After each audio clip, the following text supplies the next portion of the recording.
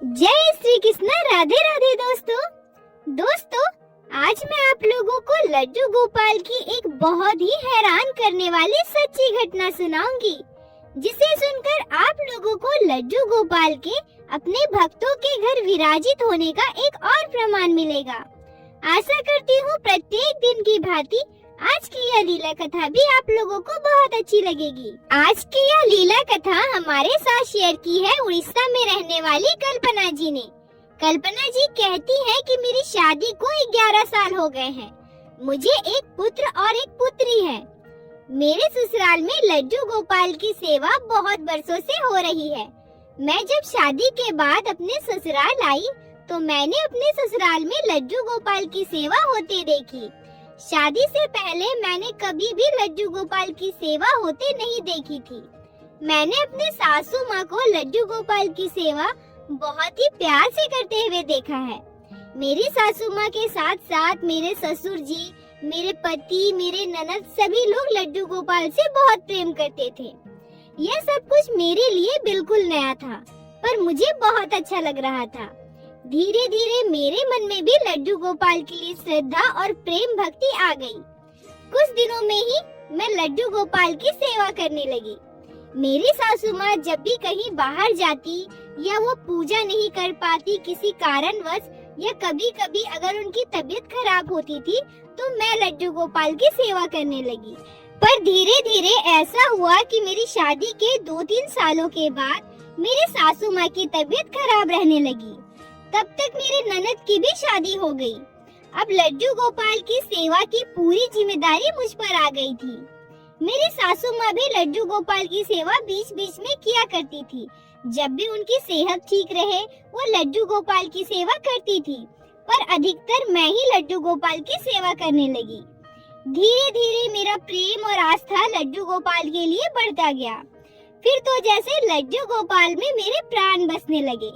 चाहे मैं अपने मायके जाऊं या कहीं और, मैं लड्डू गोपाल को अपने साथ ही लेकर जाती थी, क्योंकि मुझे पता था मेरी सासू माँ की तबीयत ठीक नहीं रहती और वो लड्डू गोपाल की सेवा नहीं कर पाएंगी। इसी बीच मुझे एक पुत्र और पुत्री संतान भी हुए। मेरा लड्डू गोपाल के लिए प्रेम जरा भी कम नहीं हुआ। मेरी सासू माँ मेरी भक्ति और आस्था लड्डू गोपाल के लिए देखकर बहुत खुश रहती थी। मेरी सासू माँ हमेशा मुझसे कहती थी कि मैं बहुत भाग्यशाली हूँ जो मुझे तुम जैसी बहू मिली है। अगर तुम्हारी जगह कोई और होती तो पता नहीं मेरे बाद लड्डू गोपाल की जिम्मेदारी कैसे लेती। कल्पना जी कहती हैं कि यह घटना आज से करीब 5 साल पुरानी है। हमारे पैतृक घर कटक में था और हम सभी उड़ीसा में रहते थे। एक दिन अचानक शाम को कॉल आता है कि हमारे पैतृक गांव में मेरे चचेरे दादा ससुर की मृत्यु हो गई है। हमें तुरंत अपने गांव के लिए निकलना था। अब हम सभी परेशान हो गए कि लड्डू गोपाल की सेवा की जिम्मेदारी हम किसे दें। तभी मेरी सासू माँ कहती है कि पड़ोस में रहने वाली आंटी को हम लड्डू गोपाल की सेवा देकर जा सकते हैं। मेरी सासू माँ कहती है कि पहले भी 2-4 बार मैंने लड्डू गोपाल की जिम्मेदारी पड़ोस के घर में देकर बाहर गई हूँ। क्यों ना इस बार भी हम उनसे पूछ कर देखें अगर वो लड्डू गोपाल की सेवा लेते हैं तो, क्योंकि हम लोग लड्डू गोपाल को अपने साथ वहाँ लेकर नहीं जा सकते थे। इसलिए हमें किसी न किसी को तो लड्डू गोपाल की सेवा की जिम्मेदारी देनी थी। मैं और मेरी सासू माँ पड़ोस वाली आंटी के घर जाते हैं और मेरी सासू माँ उन्हें पूरी बात बताती है। आंटी हमसे कहती है कि आप लोग बिल्कुल भी परेशान मत होइए, लड्डू गोपाल की सेवा मैं कर लूंगी। ऐसी परिस्थिति में अगर एक पड़ोसी दूसरे पड़ोसी के काम नहीं आएगा तो फिर कौन आएगा। आंटी हमसे कहती है कि चलिए मैं आपके साथ आपके घर जाती हूँ और लड्डू गोपाल को लेकर आती हूँ, क्योंकि हमारे घर में कोई लड्डू गोपाल को स्पर्श नहीं कर सकता था। इसीलिए वो आंटी हमारे साथ हमारे घर पर आई और लड्डू गोपाल को अपने घर ले गई। मेरी सासू माँ आंटी से कहती है कि आपको तो लड्डू गोपाल की सेवा से जुड़ी सारी बातें पता ही होगी। इससे पहले भी आप हमारे लड्डू गोपाल की सेवा कर चुकी हैं। आंटी कहती है, हाँ दीदी आप परेशान मत होइए, मुझे सब कुछ पता है। और वो हमारे घर से लड्डू गोपाल को लेकर अपने घर चली जाती है और हम लोग गांव के लिए निकल जाते हैं। कल्पना जी कहती हैं कि अगले दिन हमें बिल्कुल भी समय नहीं मिला कि हम आंटी को कॉल करके लड्डू गोपाल के बारे में पूछें। दूसरे दिन जब सब कुछ हो गया तो लड्डू गोपाल के बारे में पूछने के लिए मैं आंटी को कॉल की। यह पहली बार था जब मैं अपने लड्डू गोपाल के बिना कहीं बाहर गई थी। मेरा मन बिल्कुल भी नहीं लग रहा था। मैं प्रतिदिन आंटी को कॉल करके लड्डू गोपाल के बारे में पूछती थी। आंटी हमसे कहती है, तुम्हारे लड्डू गोपाल बिल्कुल ठीक है, तुम जरा भी परेशान मत हो। थोड़ी बातचीत करने के बाद मैं कॉल काट देती थी। अब तो ये मेरा प्रतिदिन का बन गया था। प्रतिदिन शाम को मैं एक बार आंटी को कॉल करके लड्डू गोपाल के बारे में जरूर पूछती थी। जिस दिन हमारे दादाजी की 13वीं थी, उस दिन पता नहीं क्यों मेरा मन बार बार मेरे लड्डू गोपाल के लिए तड़प रहा था। मुझे अपने गोपाल की बहुत याद आ रही थी। मेरी आंखें अपने आप ही नम हो जा रही थी।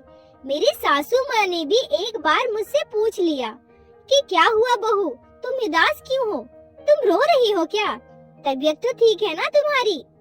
मैं अपनी माँ जी से कहती हूँ, हाँ माँ जी, मैं बिल्कुल ठीक हूँ, पर पता नहीं क्यों मेरा मन गोपाल के लिए बहुत तड़प रहा है। मुझे ऐसा क्यों लग रहा है कि लड्डू गोपाल मुझे बुला रहे हैं। मेरी आंखें अपने आप उन्हें याद करके नम हो जा रही है। मेरी सासू माँ बहुत अच्छी थी, मुझसे बहुत प्यार करती थी। वो प्यारी सी मुस्कान के साथ कहती है, अरे बेटा, तुम लड्डू गोपाल से कितना प्रेम करती हो। थोड़े दिन अपने गोपाल से दूर क्या हो गई, अपने गोपाल को इतना याद कर रही हो। पगली, चुप हो जाओ, अब कुछ दिनों में ही हम लोग घर वापस जाएंगे, फिर लाड लड़ा लेना अपने लल्ला से। मैं भी अपनी सासू माँ की बातें सुनकर मुस्कुरा देती हूँ और सोचती हूँ, हाँ, शायद बहुत दिन हो गए हैं ना अपने लल्ला से दूर हुए। इतना दिन तो मैं कभी भी अपने लल्ला से दूर नहीं रही। शायद इसी वजह से मैं उन्हें बहुत मिस कर रही हूँ। कल्पना जी कहती है कि हमें तो सब कुछ नॉर्मल ही लग रहा था।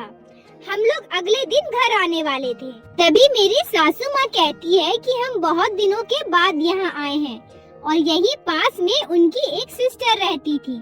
वह कहती है कि हम उनसे मिलते हुए चलेंगे। पता नहीं फिर कब आना हो।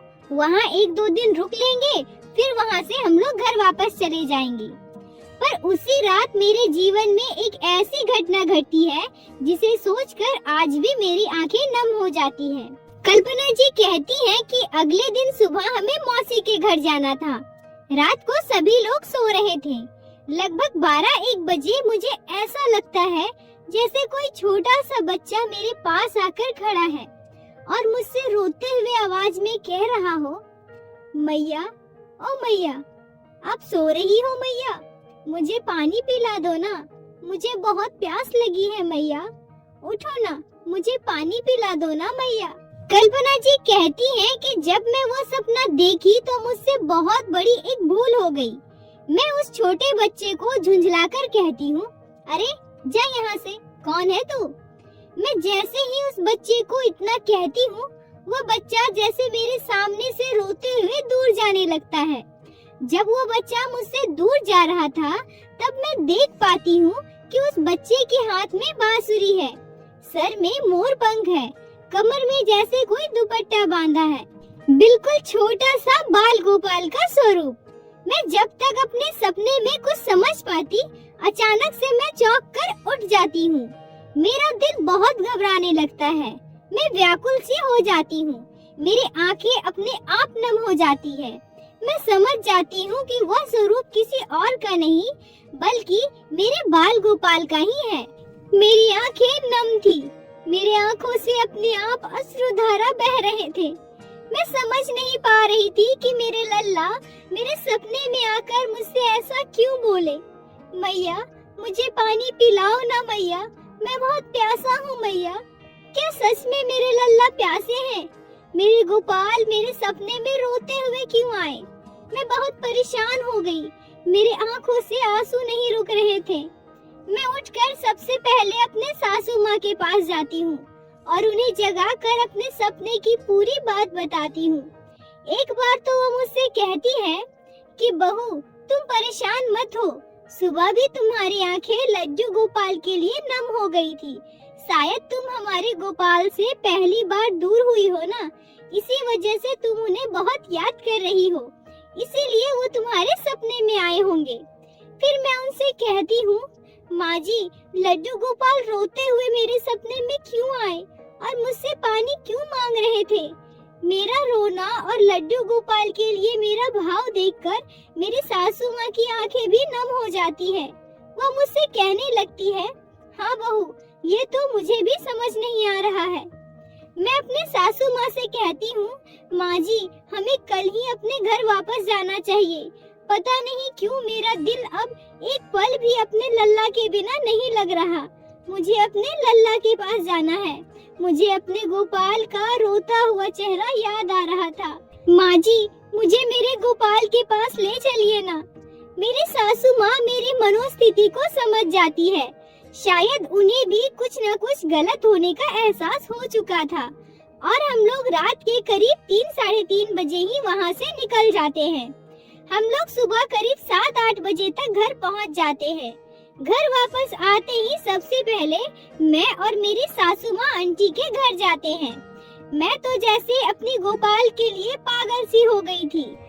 आंटी जी के दरवाजा खुलते ही मैं सीधे उनके पूजा घर की तरफ जाती हूँ और मेरी सासू माँ वहीं खड़ी रहकर आंटी से बात करती है। मैं वहाँ जाकर देखती हूँ कि लड्डू गोपाल अभी भी सो रहे हैं। आंटी ने अभी तक उन्हें नहीं जगाया था।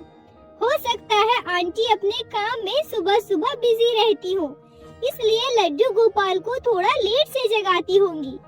पर कल्पना जी कहती है कि आंटी जी के पूजा घर में पहुंचकर जब मैं अपने गोपाल को सोते हुए देख रही थी, तो सबसे पहले अचानक से मेरे मन में यह बात आई कि अरे, लड्डू गोपाल के पास तो आंटी ने पानी रखा ही नहीं है, जबकि हम लोग प्रतिदिन लड्डू गोपाल को सुलाते समय उनके पास एक ग्लास में पानी ढक कर रखते थे, ताकि मेरे बाल गोपाल को अगर रात को प्यास लगे तो वो उठकर पी सके। ऐसा मैंने अपने सासू माँ को भी करते देखा था और वही चीज मैं भी करते आ रही थी। मेरे मन में अचानक से यह बात आ गई कि आंटी ने लड्डू गोपाल को पानी नहीं दिया। रात को लड्डू गोपाल के लिए